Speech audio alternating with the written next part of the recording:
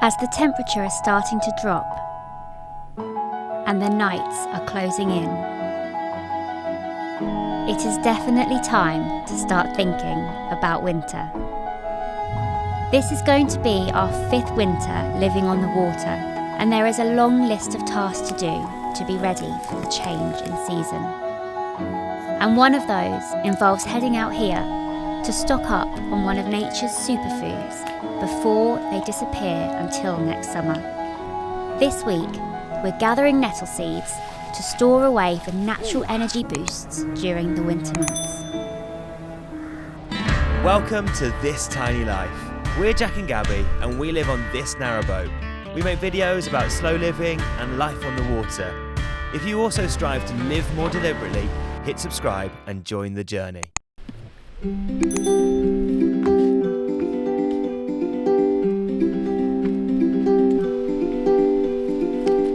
We're well into September. We've just had the autumn equinox, which means from now on the nights are longer than the days. The hedgerows are still full of berries and life, but we know it's not for much longer. Now is the time to forage the last of the summer's bounty and to store away the goodness to get us through the stripped back months.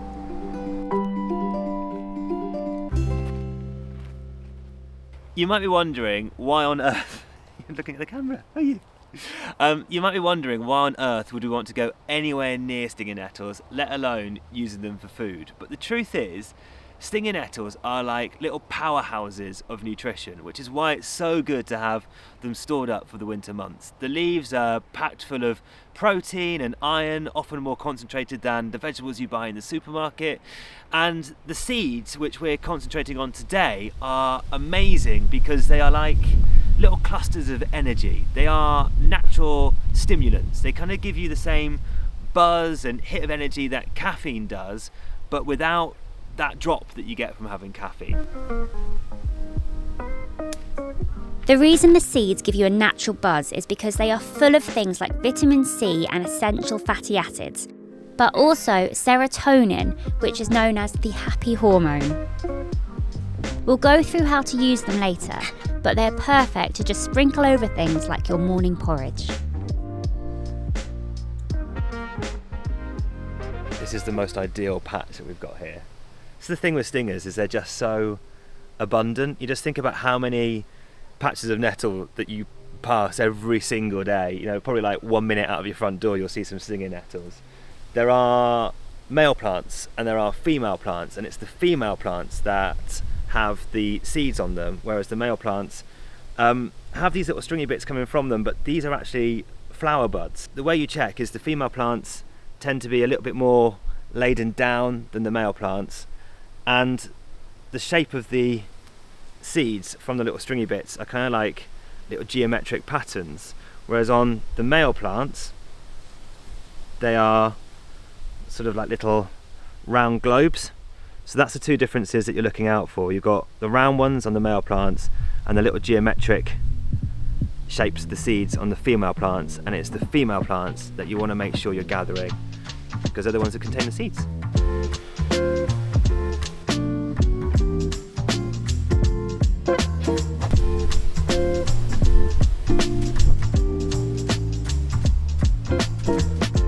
We're going to pick whole stems today, just because it's a bit more of an efficient way to gather the seeds. I think it's back in like the Roman times or back yonks ago, people used to roll stinging nettles over their skin on purpose so that they would get stung, and apparently use it as a treatment for like muscular pain, like arthritis and things, because your body would concentrate on the pain of the stinging nettles rather than like the muscular pain in your legs or whatever. No. I did only bring one pair. There's 3 gloves.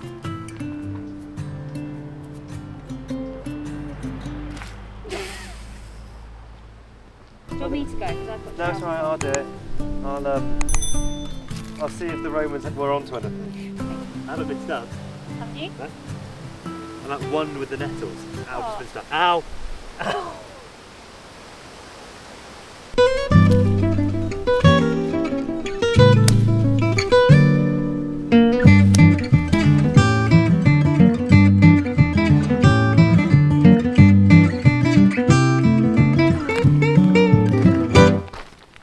best parts about foraging is that you can just be outside and enjoying the nice sunny weather that we're finally having, especially when the nettles are turning out to be a one-person foraging job. I'm not needed. So I'm not needed.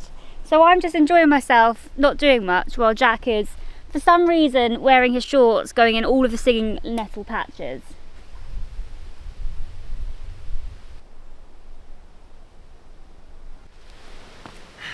Right, I think that should be about as much as we need. So let's head home and get on to the next step. We're actually away from the boat this week, and so we head back to a friend's garden to process the seeds.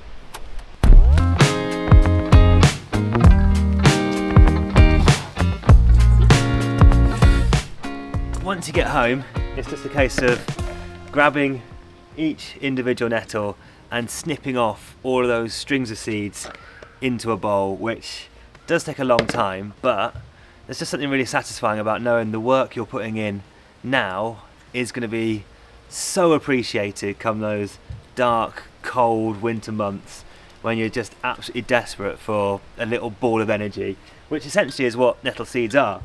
And also it's a good opportunity to just, catch up on a few podcasts and spend a bit of time just not having to think about too much and then just snipping off nettle seeds. Should we have a competition? See who can snip off the most? Yes. The quickest? There's a slight issue here. What? There's only one pair of scissors. 2 seconds.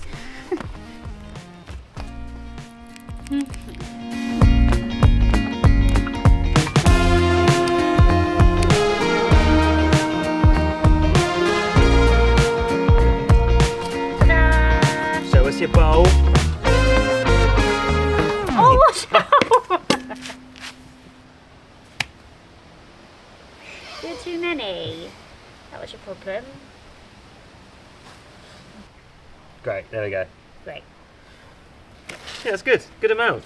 Really good amount. Should now do us a Ooh. winter? Should we do a close-up? Oh yeah. Yeah. Oh. Hang on, here we go. Magical pouring shot.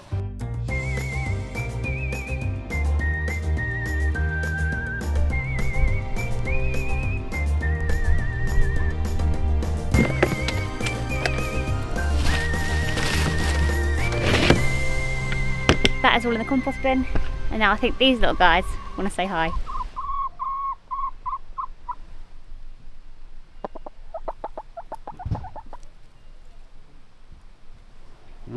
Where's he gone? Where's he gone? Ow! What is it? It's a little baby snail Aww. in with all of our beautiful nettle seeds that we've now finally managed to snip away from all of those stems.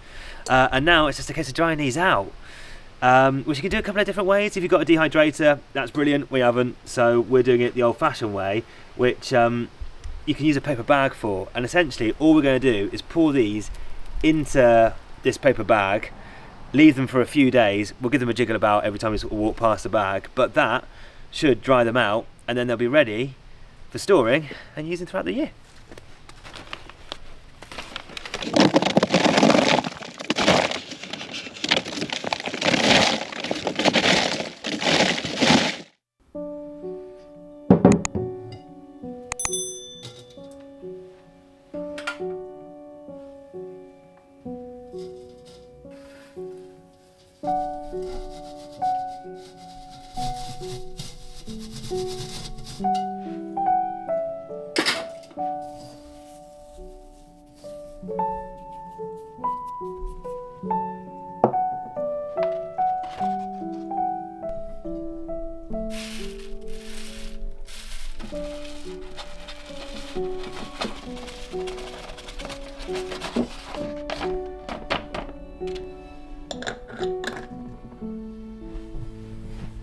I'm really pleased with how these have turned out. It's worth just saying that this isn't all the nettles that we picked yesterday. We've still got plenty more that we need to finish drying and processing, but it's a start.